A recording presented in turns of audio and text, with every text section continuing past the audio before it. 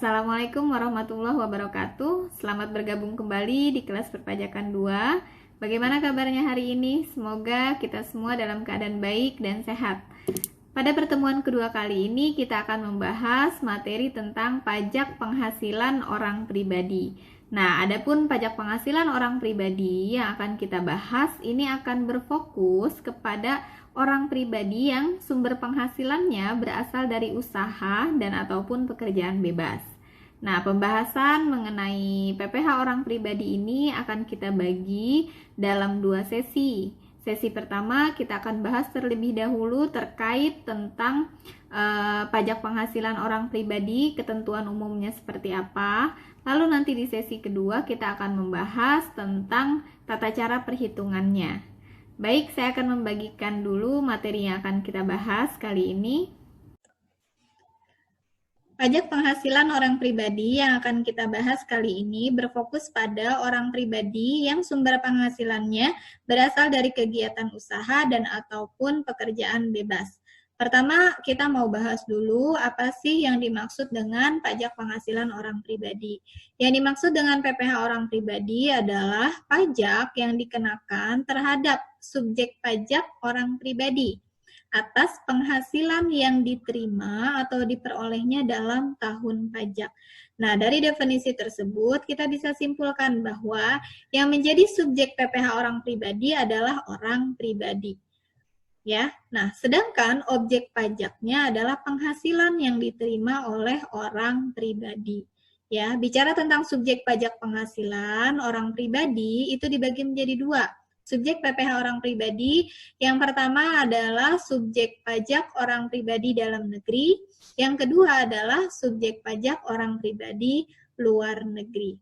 Orang pribadi seperti apa yang masuk ke dalam kriteria subjek pajak dalam negeri? Yang pertama adalah orang pribadi yang bertempat tinggal di Indonesia. Yang kedua, orang pribadi yang berada di Indonesia lebih dari 183 hari dalam jangka waktu 12 bulan. Yang ketiga adalah orang pribadi yang memiliki niat untuk berada di Indonesia lebih dari 183 hari dalam jangka waktu 12 bulan. Dari definisi tersebut, kita bisa simpulkan bahwa yang menjadi subjek pajak orang pribadi dalam negeri itu bukan hanya warga negara Indonesia saja, tapi bisa juga warga negara asing yang memenuhi kriteria tersebut, yaitu berada atau memiliki niat untuk berada di Indonesia lebih dari 183 hari dalam jangka waktu 12 bulan. Nah, yang kedua, yang masuk ke dalam kriteria subjek pajak orang pribadi luar negeri adalah orang pribadi yang tidak bertempat tinggal di Indonesia atau dia berada di Indonesia tapi tidak lebih dari 183 hari dalam jangka waktu 12 bulan. Nah, berikutnya, kapan sih orang pribadi tersebut memulai kewajiban subjektifnya? Oke, nah orang pribadi mulai menjadi subjek pajak orang pribadi itu ketika dia dilahirkan atau ketika dia mulai berada di Indonesia. Itu dia sudah menjadi subjek pajak orang pribadi. Nah, berikutnya, kapan subjek pajak orang pribadi tersebut berganti status menjadi wajib pajak? Artinya mulai berlaku kewajiban sebagai subjek pajak orang pribadinya, yaitu ketika orang pribadi tersebut menerima atau memperoleh penghasilan dari Indonesia yang jumlahnya melebihi penghasilan tidak kena pajak. Nah, berikutnya, kapan berakhir kewajiban subjektif pajak penghasilan orang pribadi tersebut, yaitu ketika orang pribadi tersebut meninggal atau meninggalkan Indonesia untuk selama-lamanya. Nah, itu kaitannya dengan subjek pajak orang pribadi. Nah, berikutnya kita akan bahas objek pajak penghasilan orang pribadi. Tadi sudah kita sampaikan bahwa dari definisi PPh orang pribadi, yang menjadi objek PPh orang pribadi itu adalah penghasilan. Nah, penghasilan, yang dimaksud dengan penghasilan itu apa sih? Nah, definisi penghasilan dalam Undang-Undang Pajak Penghasilan itu sudah diatur dalam pasal 4 ayat 1. Ya, definisinya yaitu setiap tambahan kemampuan ekonomis yang diterima atau diperoleh oleh orang pribadi. baik penghasilan tersebut berasal dari Indonesia maupun berasal dari luar Indonesia, selama penghasilan tersebut dapat digunakan untuk konsumsi atau dapat digunakan untuk menambah kekayaan wajib pajak orang pribadi tersebut, baik dengan nama dan bentuk apapun. Nah, itulah yang dimaksud dengan penghasilan yang menjadi objek pajak penghasilan. Nah, jenis-jenisnya seperti apa itu disebutkan dalam pasal 4 ayat 1 Undang-Undang Pajak Penghasilan. Nah, bicara tentang pajak penghasilan, menurut Undang-Undang Pajak Penghasilan, itu penghasilan dibagi menjadi 3 jenis ya. Nah, itu diatur juga dalam pasal 4 Undang-Undang PPH. Yang pertama adalah penghasilan yang merupakan objek pajak tidak final. Nah, itu dimaksud diatur dalam pasal 4 ayat 1 Undang-Undang PPH. Yang kedua adalah penghasilan yang masuk ke dalam kriteria objek pajak final. Itu diatur dalam pasal 4 ayat 2 Undang-Undang PPH. Dan yang ketiga adalah penghasilan yang bukan merupakan objek pajak. Nah, itu juga diatur dalam pasal 4 ayat 3 Undang-Undang PPH. Nah, ini sangat penting untuk kita mengetahui atau memahami jenis-jenis penghasilan, apakah penghasilan tersebut masuk ke dalam objek pajak tidak final, apakah masuk ke dalam objek pajak final ataukah dia bukan merupakan objek pajak. Kenapa? Karena dalam perhitungan PPH orang pribadi yang dimasukkan ke dalam perhitungan hanya penghasilan yang merupakan objek pajak tidak final. Nah, sedangkan untuk penghasilan yang dikenakan PPH final dan bukan merupakan objek pajak itu tidak dilakukan perhitungan dalam PPH orang pribadi pada akhir tahun. Kenapa? Karena pertama, kalau misalnya objek pajak final, pajaknya hanya dikenakan sekali ketika orang pribadi tersebut menerima penghasilan yang merupakan objek PPH final tersebut. Nah, sedangkan yang bukan objek pajak, ya dia tidak dikenakan pajak penghasilan. Nah, tapi apakah dua penghasilan ini tidak dilaporkan? Nah, penghasilan ini tetap dilaporkan, namun tidak dilakukan perhitungan ulang ketika di akhir tahun. Jadi, dari 3 jenis penghasilan ini penting untuk kita memahami mana penghasilan yang merupakan objek tidak final, objek final, dan bukan objek pajak. Tujuannya supaya ketika kita melakukan perhitungan PPH orang pribadi di akhir tahun, kita tidak salah dalam melakukan perhitungan. Seperti itu. Oke, nah berikutnya wajib pajak orang pribadi pada akhir tahun dia diwajibkan untuk melaporkan SPT tahunan PPH orang pribadi. Nah, wajib pajak berdasarkan jenis SPT yang dilaporkannya itu dibagi menjadi 3 jenis. Yang pertama adalah wajib pajak orang pribadi yang melaporkan SPT tahunannya menggunakan formulir 1770. Wajib pajak seperti apa? Yaitu wajib pajak yang sumber penghasilannya berasal dari usaha dan atau pekerjaan bebas. Nah, pada akhir tahun dia akan melaporkan SPT-nya menggunakan formulir 1770. Yang kedua adalah orang pribadi, wajib pajak orang pribadi yang pada akhir tahun dia akan melaporkan SPT tahunannya menggunakan SPT formulir 1770S. Nah, orang pribadi seperti apa yang melaporkan SPT-nya menggunakan formulir 1770S, yaitu orang pribadi yang penghasilan bruto dari pekerjaannya itu lebih dari 60 juta setahun. Atau penghasilan dia dari pekerjaan itu kurang dari 60 juta, tapi dia punya penghasilan lain. Nah, itu dia melaporkannya menggunakan formulir 1770S. Nah, yang ketiga adalah wajib pajak orang pribadi yang pada akhir tahun melaporkan SPT-nya menggunakan formulir 1770S. Nah, yang menggunakan formulir 1770SS ini hanyalah orang pribadi yang sumber penghasilannya hanya dari pekerjaan dan jumlahnya tidak lebih dari 60 juta satu tahun. Berikutnya, bagaimana cara kita melakukan perhitungan pajak penghasilan orang pribadi dalam 1 tahun pajak. Nah, menurut ketentuan perpajakan, ada 3 mekanisme yang bisa digunakan dalam melakukan perhitungan pajak penghasilan orang pribadi. Mekanisme yang pertama adalah melakukan perhitungan berdasarkan ketentuan umum. Nah, mekanisme yang pertama ini bisa digunakan oleh wajib pajak yang sumber penghasilannya berasal dari usaha ataupun dari pekerjaan bebas. Dan peredaran bruto atau omset tahun lalunya itu sudah melebihi 4,8 miliar dalam 1 tahun tersebut. Nah, untuk wajib pajak yang seperti ini itu sudah wajib menyelenggarakan pembukuan. Nah, selain itu, mekanisme yang pertama ini bisa juga digunakan oleh wajib pajak orang pribadi yang sumber penghasilannya dari usaha ataupun dari pekerjaan bebas. Peredaran bruto tahun lalunya itu masih di bawah 4,8 miliar. Namun, wajib pajak tersebut memilih untuk menggunakan tarif sesuai dengan ketentuan umum dan yang bersangkutan melakukan pembukuan terhadap kegiatan usaha ataupun kegiatan pekerjaan bebasnya tersebut. Nah, karena wajib pajak yang menggunakan mekanisme yang pertama ini menggunakan wajib menyelenggarakan pembukuan, maka dalam perhitungan PPh terutangnya itu hampir mirip seperti kita melakukan perhitungan pajak penghasilan badan ya. Nah, penghasilan netonya dihitung berdasarkan penghasilan bruto dikurangi dengan biaya-biaya lalu dilakukan koreksi fiskal.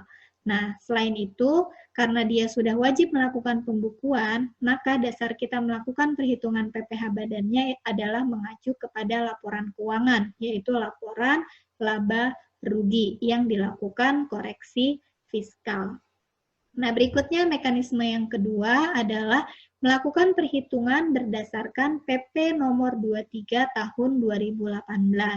Nah, mekanisme yang kedua ini bisa digunakan oleh wajib pajak orang pribadi yang sumber penghasilannya dari usaha dan peredaran brutonya, peredaran bruto tahun lalunya itu masih di bawah 4,8 miliar.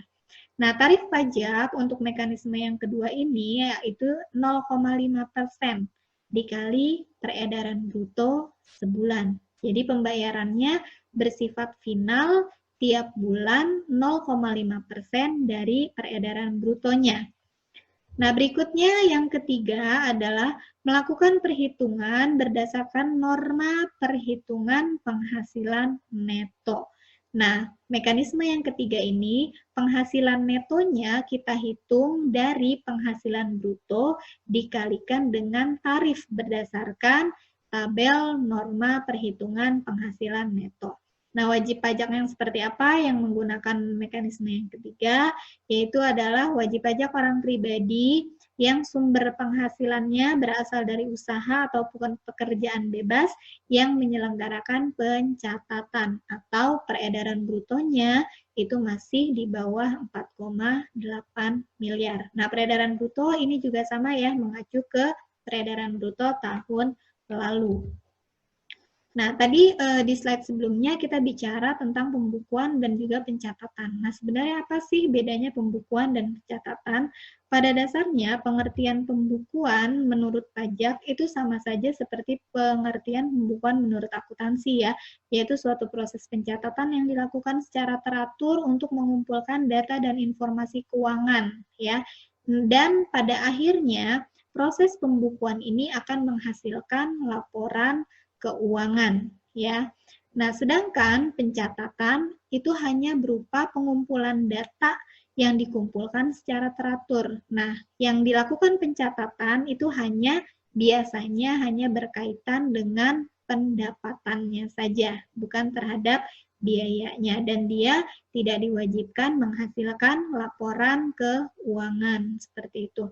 Namun, ketika wajib pajak tersebut menggunakan metode pencatatan, artinya omsetnya di bawah 4,8 miliar, dia tetap harus melakukan identifikasi mana penghasilan yang merupakan objek tidak final, mana penghasilan yang merupakan objek final, dan mana yang merupakan bukan objek pajak. Nah, berikutnya kewajiban melakukan pembukuan itu diwajibkan kepada siapa sih? Nah, yang diwajibkan melakukan pembukuan pertama adalah wajib pajak badan ya. Yang kedua adalah wajib pajak orang pribadi yang melakukan kegiatan usaha atau pekerjaan bebas dan peredaran brutonya di atas 4,8 miliar.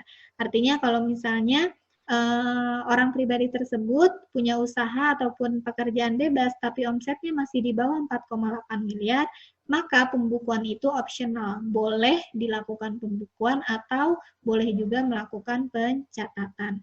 Nah, data-data serta dokumen terkait pembukuan dan pencatatan itu wajib disimpan oleh wajib pajak itu maksimal 10 tahun, ya. Nah, berikutnya bicara tentang PPh orang pribadi, kita akan bahas juga tentang penggabungan penghasilan apabila wajib pajak orang pribadi tersebut sudah berstatus suami ataupun istri. Nah, berdasarkan pasal 8 Undang-Undang Pajak Penghasilan dan juga pasal 2 PP nomor 74 tahun 2011 itu diatur bahwa ketika wajib pajak wanita itu menikah, maka kewajiban perpajakannya itu akan digabung dengan kewajiban perpajakan suami. Nah, artinya seluruh penghasilan ataupun seluruh kerugian bagi wanita yang telah kawin, begitu pula kerugian berasal dari tahun-tahun sebelumnya, artinya kompensasi kerugian fiskal yang berasal dari tahun-tahun sebelumnya, itu akan dianggap sebagai penghasilan ataupun kerugian bagi suaminya.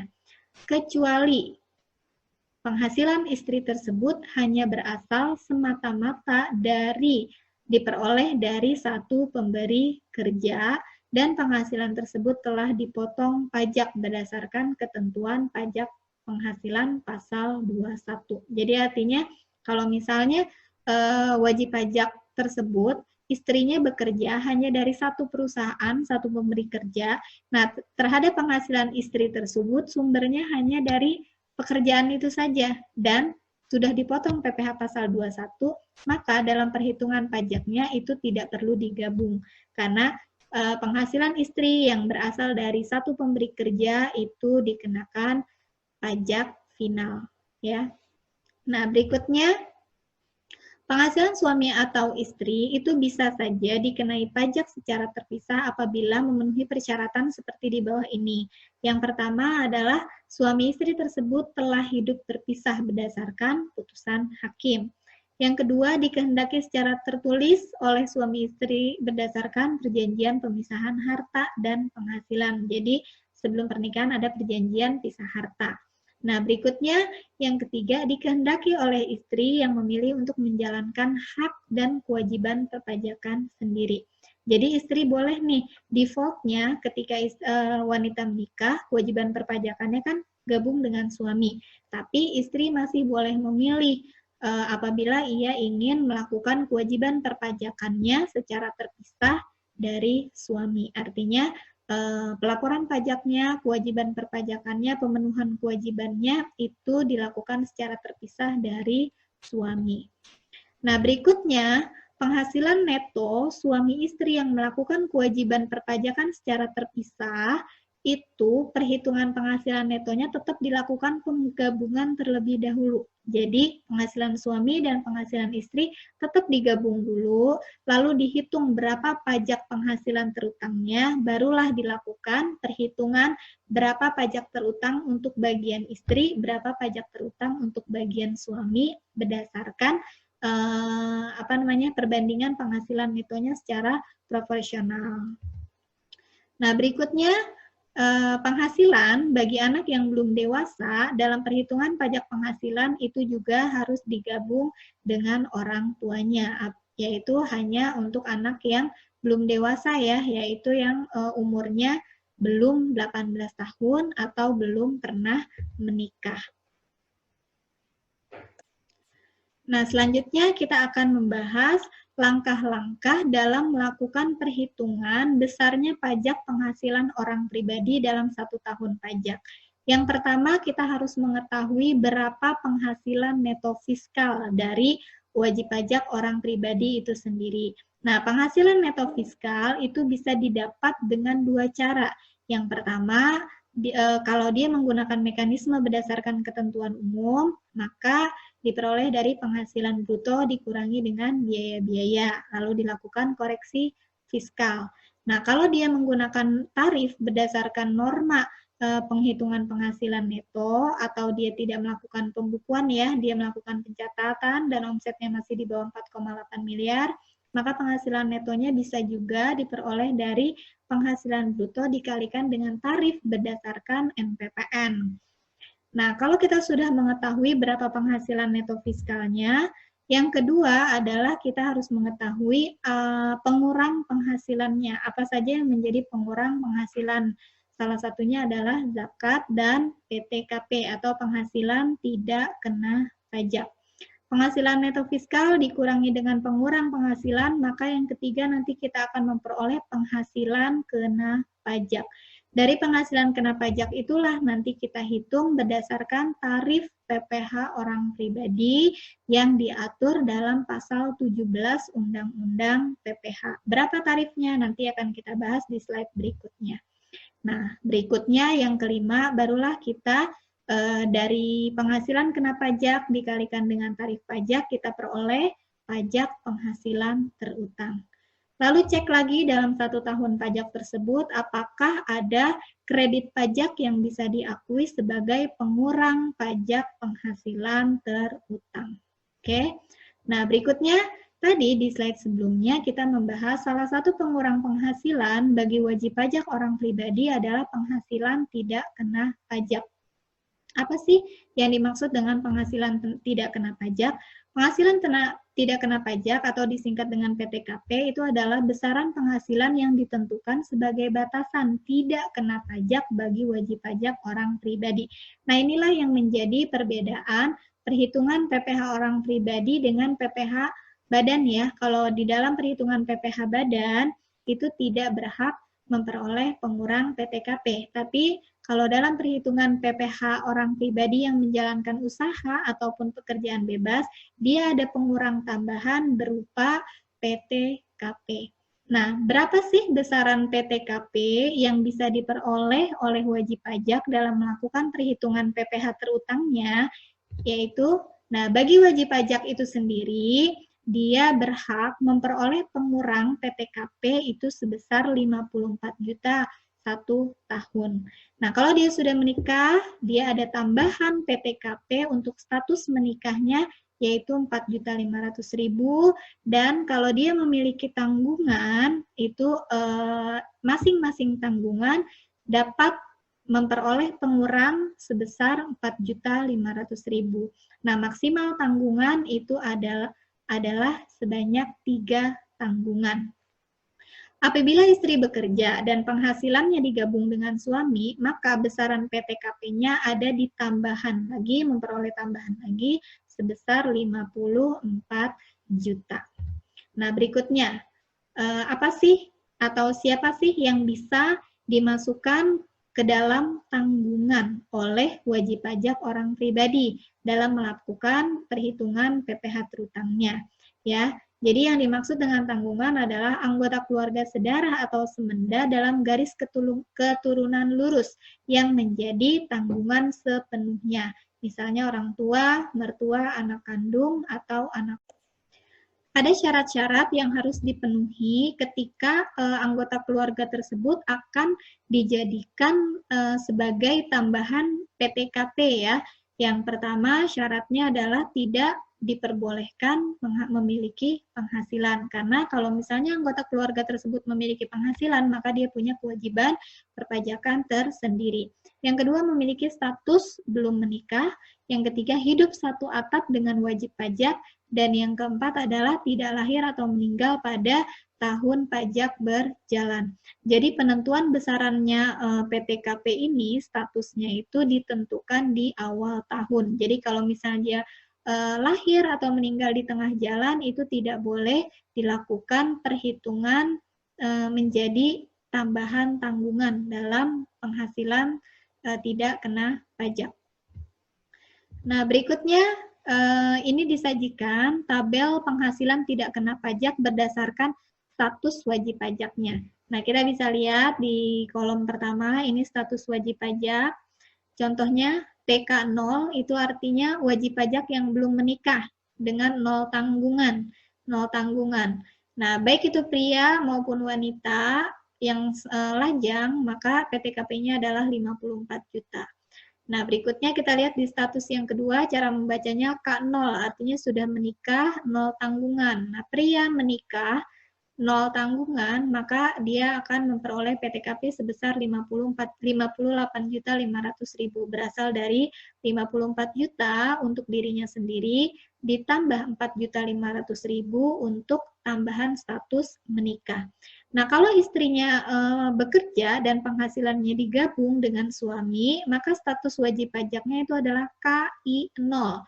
Kawin, istri bekerja, 0 tanggungan. Maka PTKP-nya adalah 112.500.000 berasal dari 54 juta untuk suami wajib pajaknya sendiri, 4.500.000 tambahan untuk status menikah, dan 54 juta untuk tambahan PTKP karena istri bekerja. Dan selanjutnya bisa dilihat dari tabel. Oke, nah untuk membaca statusnya, nanti bisa dilihat di sini TK itu untuk wajib pajak yang tidak kawin alias belum menikah. K itu adalah untuk status wajib pajaknya kawin. KI itu adalah kawin dengan penghasilan suami istri digabung atau istri bekerja ya. Nah, kembali lagi tanggungan itu bisa digunakan maksimal 3 orang atau 3 tanggungan. Nah, jika istri memiliki pekerjaan, penghasilan dan NPWP-nya sendiri, maka PTKP menggunakan statusnya TK 0. Tapi PTKP suami tetap dianggap status K0 atau sampai dengan K3.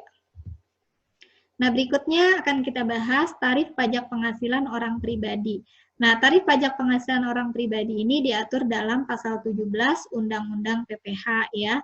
Nah, untuk lapisan penghasilan 0 sampai dengan 50 juta akan dikenakan tarif pajak 5% bagi wajib pajak yang memiliki NPWP. Nah, kalau dia tidak memiliki NPWP, maka tarif pajaknya 20% lebih tinggi, sehingga menjadi 6%. Nah, lapisan pajak, lapisan penghasilan yang kedua, kalau penghasilannya di atas 50 juta sampai dengan 250 juta, maka dikenakan tarif pajak 15%. Nah, di atas 250 juta sampai dengan 500 juta akan dikenakan tarif pajak 25% bagi yang memiliki NPWP. Lalu untuk penghasilan di atas 500 juta akan dikenakan tarif sebesar 30%. Nah, bagi yang tidak memiliki NPWP, tarifnya 20% lebih tinggi. Oke, nah berikutnya akan kita bahas salah satu pengurang pajak penghasilan orang pribadi atau kredit pajak sama seperti PPh Badan ya, itu adalah angsuran pajak dalam tahun berjalan, baik yang dilakukan melalui bayaran sendiri atau bisa juga melalui pemotongan atau pemungutan oleh pihak lain, tidak termasuk pemotongan terhadap pajak penghasilan yang bersifat final. Apa saja yang masuk ke dalam kredit pajak PPh orang pribadi? Yang dibayar sendiri adalah PPh pasal 25, nah sedangkan yang dipotong pihak lain itu bisa PPh 21, PPh 22, PPh 23, ataupun PPh pasal 24. Nah, berikutnya selain melakukan perhitungan, kewajiban pajak orang pribadi yaitu melakukan penyetoran terhadap PPh terutang dan melakukan pelaporan SPT.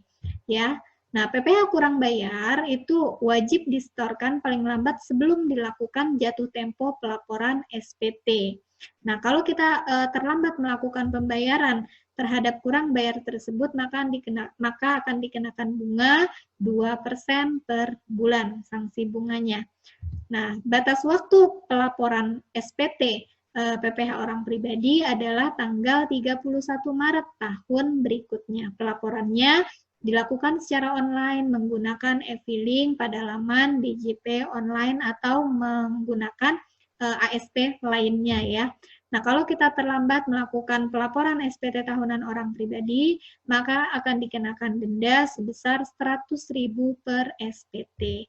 Nah, baik, itulah materi kita pada pertemuan kedua kali ini tentang pajak penghasilan orang pribadi. Nah, seperti yang saya sampaikan di awal, pada sesi 1 ini kita hanya membahas tentang ketentuan umum terkait pajak penghasilan orang pribadi. Selanjutnya, contoh kasus perhitungan PPh orang pribadi untuk orang pribadi yang menjalankan usaha ataupun pekerjaan bebas akan kita bahas di pertemuan ketiga pada sesi berikutnya. Jika ada pertanyaan, kita bisa diskusikan di forum diskusi pada e-learning. Terima kasih. Assalamualaikum warahmatullahi wabarakatuh.